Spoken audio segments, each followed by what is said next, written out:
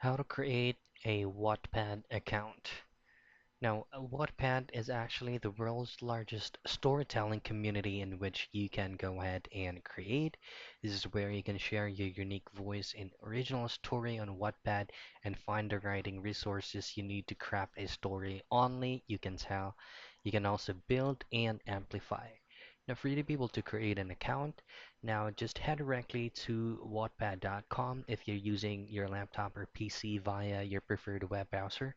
And if you're using the Wattpad application on phone, just simply download it via the Play Store if you're using an Android. And for you to create an account, just head directly to the app or through the site and just click directly on sign up. Now, once you click on sign up, Wattpad now then provides you or recommends you to use either your Google account or through your Facebook account. Now, these options is also available on your mobile device.